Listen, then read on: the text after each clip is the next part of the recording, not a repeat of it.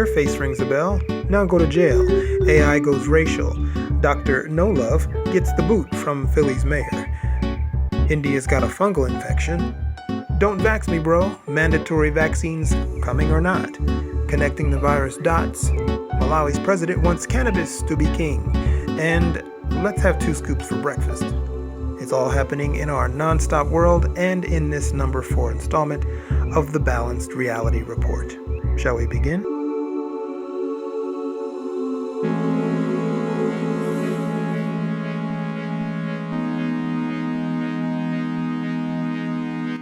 Facial recognition is an example of artificial intelligence, or AI.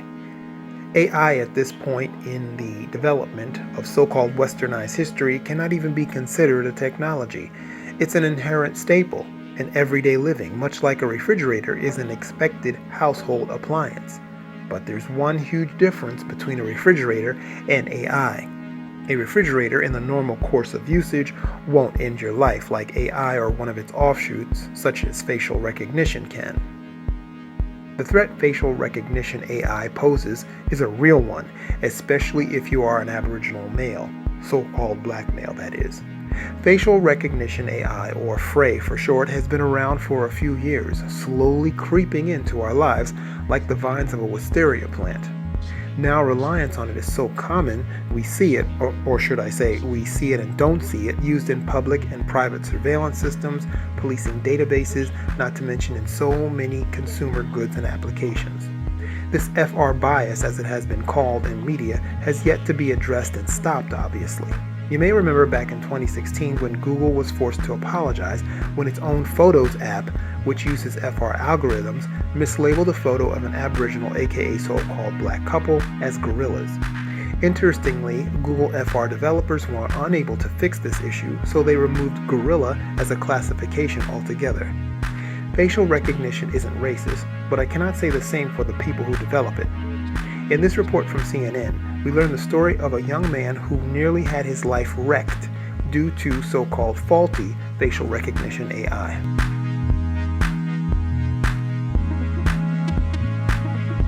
The crimes were serious: unlawful possession of a weapon, resisting arrest, aggravated assault.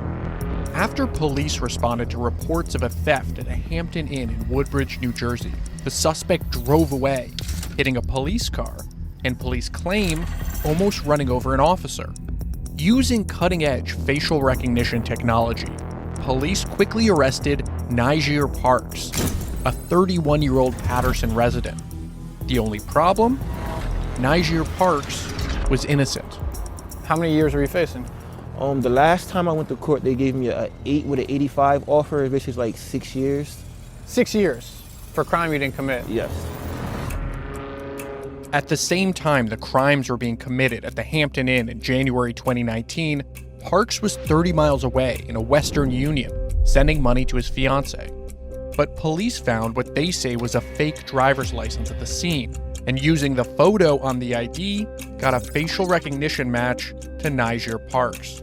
With seemingly no other evidence, a judge signed a warrant for Parks' arrest. The thing that is so notable about this case isn't that the facial recognition got it wrong. It's that we found out. Parks has now become the face of an issue researchers and privacy advocates have been warning about for years: facial recognition in the hands of law enforcement. When we talk about the number of facial recognition scans unfolding in the United States every day, we don't even know the full number. You can have people who are being sent to jail wrongly who never know that facial recognition played a role in their arrest. A 2019 federal report found widespread evidence of racial bias in nearly 200 facial recognition algorithms that were far more likely to misidentify people of color than they were white people. What is the effect of the data that you're putting into an AI to train it? The training data, pretty much the images that you use to teach the model, end up affecting how the model will perceive a new image that it's never seen before. Raji is a researcher who analyzes racial disparities in facial recognition software. If you keep showing a model a very specific type of face, it will distinguish different faces using very specific features. So it ends up maybe focusing on attributes of a face that don't really distinguish faces of a different culture or of a different skin type. In the case of some of the products that we tested, which struggled with performing well on darker skin types. So you're facing years in jail for a crime you know you didn't commit. Yes. And you look at the evidence against you. What do you think? It wasn't any evidence. It was just a picture a computer said we look alike. What do you think when you see that picture? He looks nothing like him. Looks nothing like him. Which goes back to people think, have a saying all black people look the same. That's the first thing came to my mind. The worst part for me was when we went to court. To see my son shackled and handcuffed in court, fighting for his life. He didn't do it. And it's like nobody believed him. Parks spent 10 nights in jail, and his case wasn't dropped until almost a year later. He's now suing those involved in his arrest. Facial recognition is one of those products where it is dangerous when it doesn't work, and it is dangerous when it works. It's still weaponized against people of color. It's a technology that is disproportionately used on that group. In many jurisdictions, facial recognition scans target the databases of past mugshots. This is really crucial because when you're only looking at mugshots from those people who were arrested in the past, you're building facial recognition on infrastructure that comes from decades of biased policing. Facial recognition is now being used throughout the country. In New York City alone, police say they identified roughly 2,500 possible facial recognition matches in 2019. Advocates say it helps the police solve crimes by quickly generating leads from nothing more than a photograph or a video. But critics say those leads are often used as evidence. And that's exactly what happened to Niger Parks. How's it feel knowing that a prosecutor and a judge signed off on your arrest warrant based on according to them, just a facial recognition match? Ridiculous. It's just like, where are you doing your job at? You didn't ask any more questions? We wanted to ask if the same people who signed off on Niger Parks' arrest are still using facial recognition as evidence in criminal cases. We tried to contact Woodbridge Police Director Robert Hubner, Prosecutor Christopher Kubaret, and Judge David Stahl. None of them responded to our requests.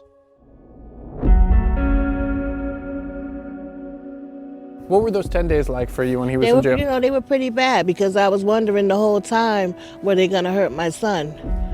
And then there's nothing we could do about it. I'm like, I didn't do this. That's not me. He's like, everybody's in here said he's innocent. Like, you got to prove that you're innocent. But I shouldn't have to prove that I'm innocent. You should have to prove that I'm guilty. When police use this technology and they get it wrong, the worst case scenario isn't a night in jail. The worst case scenario isn't being wrongly convicted. In the aftermath of last year's police killings and so many others before, we know at this moment that when police make mistakes, Black Americans die. What did they take from you? Time you can't get back. Then just you took being comfortable away from me. Like, I see police, I'm automatically shaking up a little bit now because you proved to me that you can lock me up that you can do whatever you want to do to me. And there's nothing I can do about it. Even Techspert, that's an IT expert, even Techspert mogul Elon Musk has been warning the world for the last 5 years that AI will be the undoing of this world in the near future. Whether he is on point or not is moot. Fact is, Frey is harming Aboriginal people right now. If Frey is the future, then like most Hollywood movies, where Aboriginal Americans and Aboriginal people in general are either less than a minority in number or non-existent altogether, then we better do something quick. For the record, according to Jackie Alcine, the man in the photo who brought the mislabeling to Google's attention, photos didn't misclassify just one photo, but an entire collection that contained him and his friend. Alcine, a software developer, made the issue public by posting the results on Twitter. Google's spokesperson basically called the glitch a misfortunate accident. My elders used to say that babies and children have accidents. Grown-ups are either negligent or deliberate. Perhaps the wearing of facial masks for protection can become a necessary bad thing with a positive effect. That's if they cover the entire face.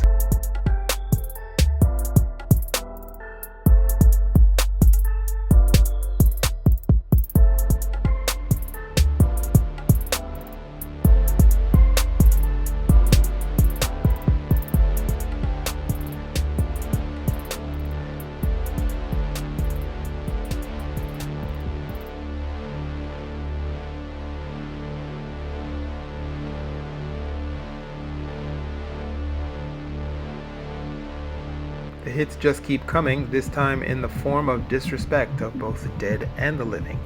Philadelphia Health Commissioner Thomas Farley resigned, or rather was asked to do so by Philly Mayor Jim Kenney. Farley resigned after he and so-called city officials admitted that remains of victims killed in the bombing of the Move House were discarded like trash, decades after the attack by the militarized Philadelphia Police Departments. Farley deliberately had the victims' remains disposed of, then cremated in 2017 without notifying or seeking approval from the surviving families of the bombing. Philadelphia Mayor Jim Kenney issued a statement saying Farley's actions lacked empathy for the Move families. We are learning more about the disposal of bombing victims' remains that led to the resignation of Philadelphia's health commissioner. According to Mayor Jim Kenney, Dr. Thomas Farley had two choices, and he made the wrong one. Good evening, I'm Jason Martinez. It turns out the mistake has shined a light on a common practice in the medical examiner's office that the mayor says is going to change. Our Jeff Cole spoke with the mayor today and joins us live with that story that just keeps unraveling. Jeff. No question about it. The mayor says actually there were two boxes in the ME's office. There were bone fragments and documents in the other box. Meanwhile, an attorney advising the Move family says everything is on the table, including monetary damages. Word of the destruction of the remains of the Move victims came as the 36th anniversary of the deadly bombing was being marked in Cobbs Creek Thursday. One day later, and Mayor Kenney provides more details on how the city came to destroy them. Any types of human remains should be dealt with by returning them to the family.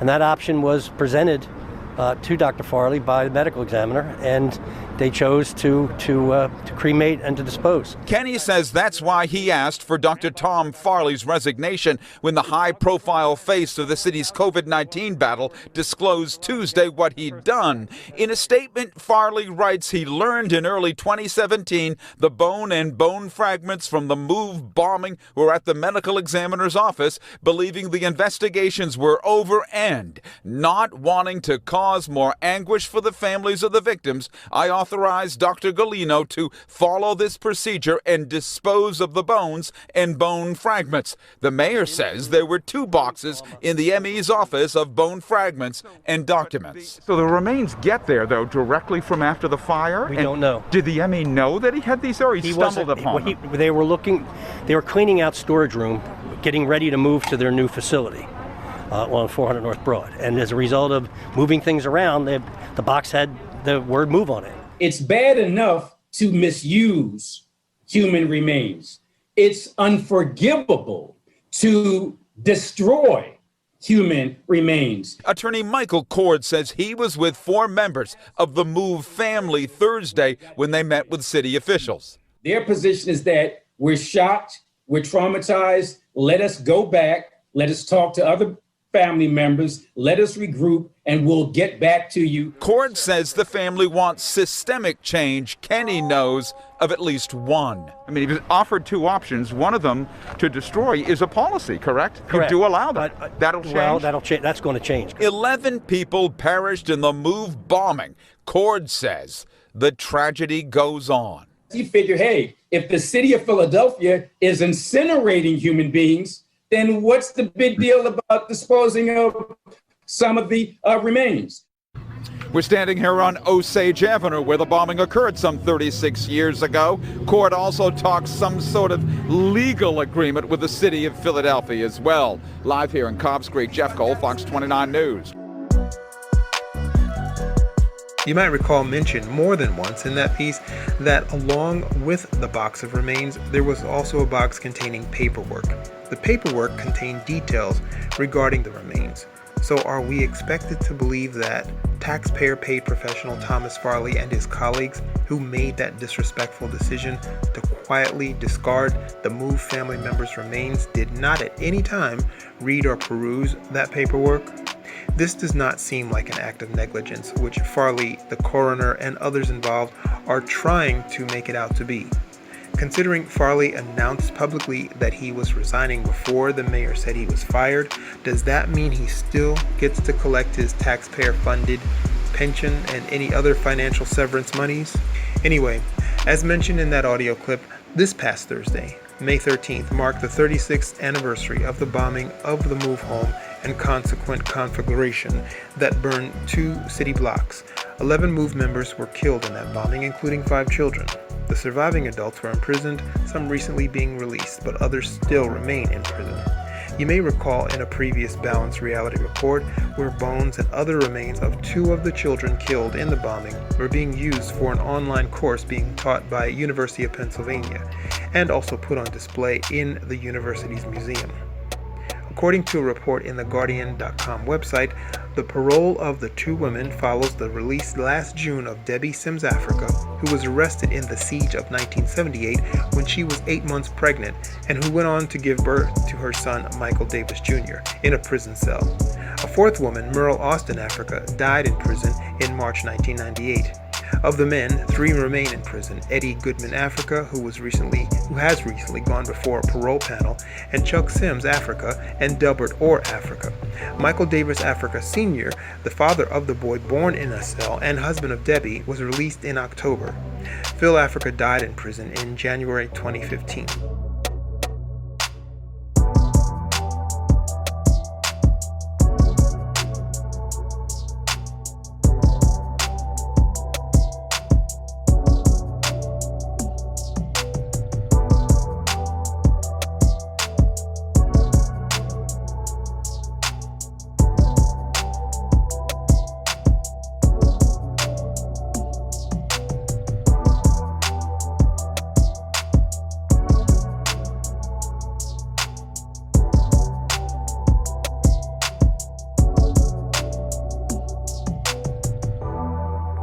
The WHO, as in the World Health Organization, not the 1970s rock band, wants you to believe that India is facing another crisis associated with the so-called pandemic.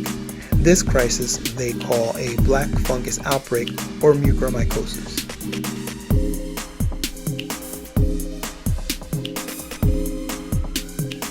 Black fungus is adding to the woes of India's recovered COVID-19 patients.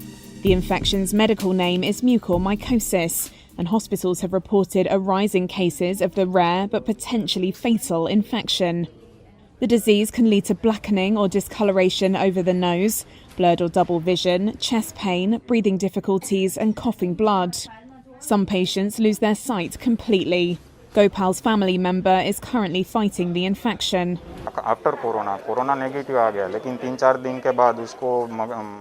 My sister-in-law recovered from COVID-19.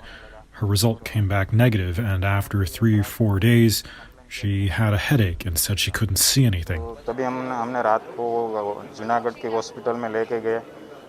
We took her to a nearby hospital in the Junagadh area, but the doctor said her treatment was impossible there and asked us to come to Rajkot. The doctors in Rajkot said the fungus is spreading very fast. She needs an operation. Mucomycosis is strongly linked to diabetes. Diabetes can, in turn, be exacerbated by steroids, some of which are used to treat severe cases of COVID-19. Here's Dr. Sankit Shah from Kiran Hospital. The immune system weakens after recovering from COVID-19. The patients who had diabetes, who were on steroids during COVID treatment for a long time, or who were admitted to ICUs, this black fungus is detected in them due to their weak immunity. The Indian Council of Medical Research says doctors treating COVID-19 patients, diabetics and those with compromised immune systems should watch out for early symptoms. Those include sinus pain, nasal blockage on one side of the face, one-sided headache, toothache and loosening of teeth. Black fungus isn't exclusive to India, but experts say it is more common there. The country has a high number of diabetes patients, many of whom have poorly controlled symptoms. Serious cases of mucormycosis could require antifungal therapy and several operations. India has not yet published national data on mucormycosis, but has said there is no major outbreak. What the Reuters report, for whatever reason, did not disclose was that mucormycosis was already a problem in India due to untreated waste flowing in the water systems, primarily connected to India's extremely polluted waterways like the Ganga or Ganges River. Mucormycosis is allegedly a flesh-eating fungus according to the World Health Organization. It is brought on by mucormycetes or Mucomycetes, a common group of molds that live in soil and decaying natural matter like wood, leaves, flowers, and animal carcasses. By the way, thousands of pounds of flowers are thrown into the Ganga River as part of cultural rituals.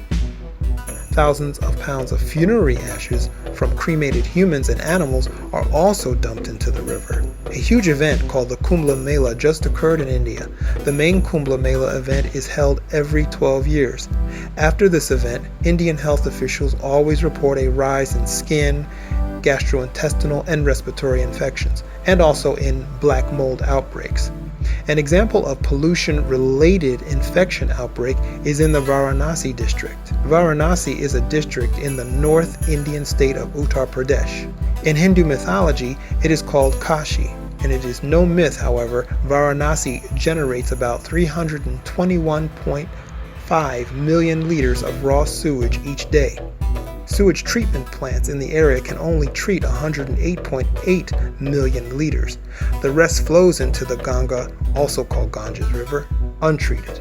This does not include direct dumping of trash, open defecation, non-biodegradable plastic waste, dumping of carcasses, both animal and human, plus cremated humans as mentioned. The water is so toxic that fumes from it incite infections, mold growth on interiors and exteriors of standing structures within a 5 to 10 mile radius, fanning out from the river banks.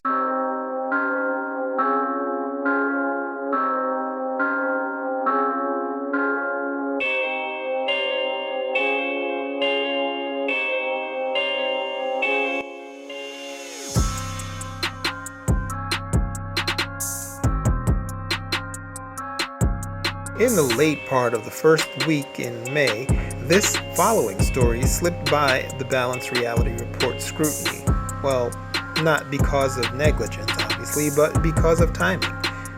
North Carolina, USA, specifically the capital of Raleigh, large numbers of protesters demonstrated for medical freedom with no mandatory vaccines, rallying for support of a proposal labeled HB 558. Growing concerns tonight from some in North Carolina that they will be forced to get vaccinated. Good evening, everyone. I'm Rod Carter. I'm Angela Taylor. Some of the people concerned packed the lawn of the legislative building today, demanding support of a bill that offers protection for people who don't want to get the vaccine. CBS 17's Jamise Price heard their concerns today and shares why they are backing this bill. Jamise.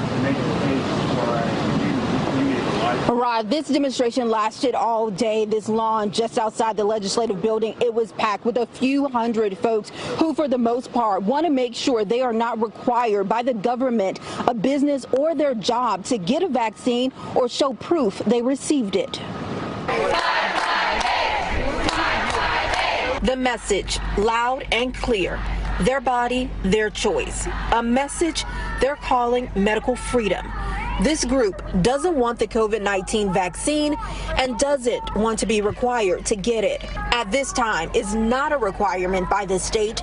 In HB 558, a proposed bill would prohibit it from ever happening. This is more about protecting our bodies, protecting our freedom. Jenny Kay was one of a few hundred people who rallied for support of HB 558 on the lawn of the General Assembly. The bill prohibits the governor from requiring or mandating that everyone receives a vaccine through an executive order. It would also give civil and criminal immunity to anybody who refuses to receive a COVID-19 vaccination. Whether they are doing it or not, this is so that it's not possible at all. Protecting our freedom, that's just it. The bill also bans businesses from requiring a person to disclose whether or not they received a COVID-19 vaccine to enter their facility. So it's going to put people that just want to live their lives be left alone in a situation where they have to take an injection of foreign material into their body in order to just live their lives. Now, this bill, if it becomes law, will add some extra protection in the workplace. It would prohibit an employer from hiring or firing someone based on their vaccination history. Now, this bill is all about choice, and is ironic because it's going to limit the choices that a business would have. Live in Raleigh, Jimmy Price, CBS 17 News. Yep, it all comes down to business, and vaccines are big business.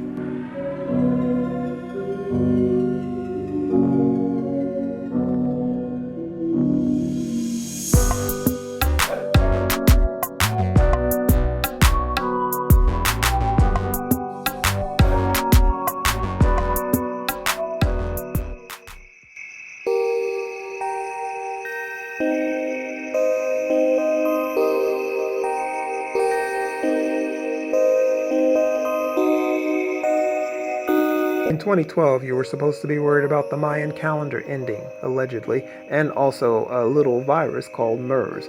MERS, also known as MERS coronavirus or MERS-CoV, was the virus du jour when it allegedly emerged back in 2012. Then suddenly disappearing from the lips of all the talking media heads, politicians, and professional disease agencies like the World Health Organization and the CDC. Nevertheless, no vaccine was ever proposed and no lockdowns ever ordered. MERS, or Middle East Respiratory Syndrome, was also classified as a zoonotic disease, meaning it crossed from animals. In the case of MERS, from camels to humans. Bounce Reality Report located audio from Arirang News, dated June 2014. And now on to some health news. Doctors have found evidence that suggests camels are indeed to blame for a deadly virus that has spread to humans. In fact, a research team at King Abdulaziz University in Saudi Arabia found identical viruses in a man who died of the Middle East Respiratory Syndrome, or MERS, and one of his camels. The man reportedly fell sick after treating the camel for a runny nose. MERS, first detected back in 2012, is a fatal respiratory illness with flu-like symptoms. Some 680 cases of MERS have been confirmed in Saudi Arabia, and 282 people have died. The findings have been published in the New England Journal of Medicine.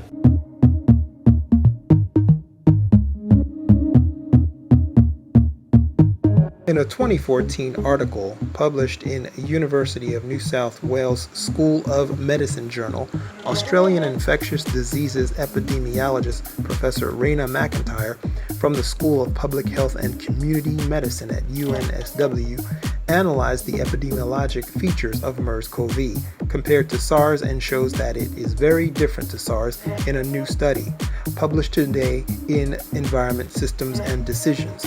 Many of the features are paradoxical and cannot be explained by known principles of epidemiology. For example, despite outbreaks in hospitals, MERS-CoV was present in several mass gatherings such as the Hajj pilgrimage and did not result in an epidemic. SARS, which was estimated to be more infectious than MERS-CoV, caused the classic epidemic of over 8,000 cases worldwide and was eliminated from the human population within 8 months. MERS-CoV, on the other hand, estimated to be less infectious, has persisted for more than 3 times the duration of SARS. Further, SARS causes satellite epidemics in countries to which it spread, whereas MERS-CoV has remained mainly in the Middle East without sparking epidemics in other countries, where cases have occurred. McIntyre went on to state, the findings of the virus in camels, says McIntyre, does not exclude bioterrorism as a cause. A virus that has a trophism for particular animals, when present in an environment, will tend to infect those animals. It's a case of which came first, the chicken or the egg. In public health, we are generally not good at interpreting aberrant patterns. A good example is the Rajneesh salmonella attack in 1984 in the U.S. public health authorities did not consider the possibility of bioterrorism, despite a local politician arguing that the case might be bioterrorism, and despite the facts not fitting with ordinary food poisoning. If Rajneesh had not confessed later, the attack would never have been recognized, and even when he did confess, he wasn't believed. This case illustrates normal human tendency to force available facts into common, comfortable explanations, rather than to view the facts objectively, unquote.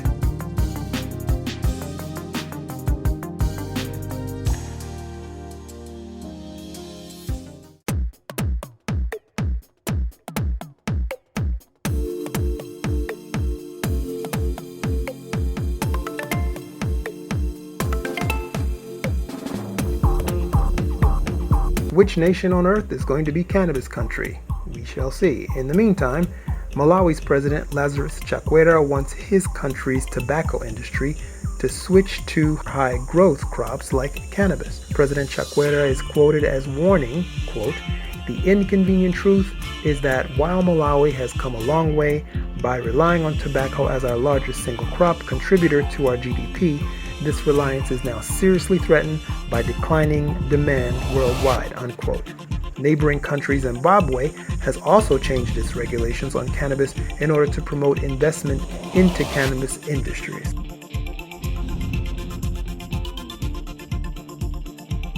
Malawi President Lazarus Chakwera has warned that the country's lead foreign exchange earner, tobacco, is in terminal decline, and urged a switch to cannabis and other high-growth crops instead. In a State of the Nation address on Wednesday, Chakwera said tobacco was expected to earn less than $200 million in 2021. That figure is roughly similar to the past 2 years, but well below previous annual earnings of up to $350 million. Clearly, we need to diversify and grow other crops like cannabis, he said, pointing out that the drug was legalized last year for industrial and medicinal use. Chakwera said that aside from tobacco, the agricultural sector was booming and would enable economic growth to recover 3.8% this year based on the latest forecasts. But decades of public health education have gradually convinced people worldwide of the dangers of tobacco. Malawi's parliament passed a bill in February 2020 making it legal to cultivate and process cannabis for medicines and hemp fibre used in industry. It stopped short of decriminalising recreational use. Countries around the world are relaxing laws on cannabis. That includes several in southern Africa, such as Zambia, Lesotho and Zimbabwe.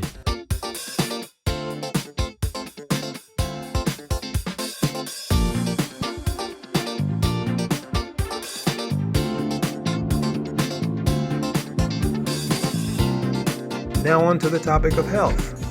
Again, healthy practice versus science, or maybe pseudoscience mixed with a little big pharma agenda. It's the case of dry scooping. Apparently, it is probably the worst thing you could do with a pre-workout powder, according to the experts. Dry scooping has become popularized by TikTok users. It's just what it sounds like, basically using a scoop to load up or swallow a mouthful of protein powder without mixing it with any liquid. Cardiologist and Assistant Clinical Director of Medicine at UCLA Health, Dr. Megan Kamath, in a statement made to wellandgood.com, says protein products can be dangerous to heart health for many reasons. She goes on to say that we don't know what they are truly made of. No dietary supplements are regulated by the FDA to make sure they are safe. Additionally, there is no requirement to label the contents of protein powder. Reading and following the consumption instructions is important when using a product that has instructions for dilution. Doing something differently may cause harm to one's health, unquote. The doctor sounds like she is possibly on board with supplement regulation by the FDA because she never points out any actual studies or known health issues. I'm always suspicious of a paid professional who says that something may cause something. It may snow in August. For the record, and this is no endorsement of the activity, but athletes like swimmers are known to swallow gelatin or jello powder. It's called collagen loading or packing. Dry scooping sounds like a spinoff of sublingual absorption, a process by which substances are absorbed faster into the blood when placed under the tongue or sublingually.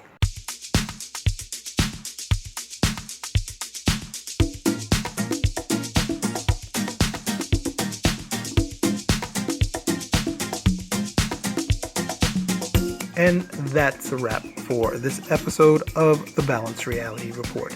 As always, special props to field and content producer Chris R., editing by A. Kanak, Balanced Reality Report theme songs by Io Haya, featured background music supplied by Maro Urbina, Arulo, Michael Ramir, Alejandro Magana, Francisco Alviar, and of course by the kind folks at mixkit.co. Until next time, this is presenter Pharoh. Don't you worry about a thing.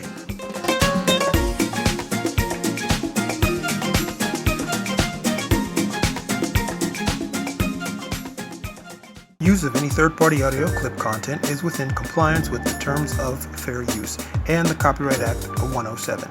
This report has been presented for informational and educational purposes only. If you wish to use copyrighted material from this report for purposes which go beyond fair use, you must obtain permission from the copyright owner.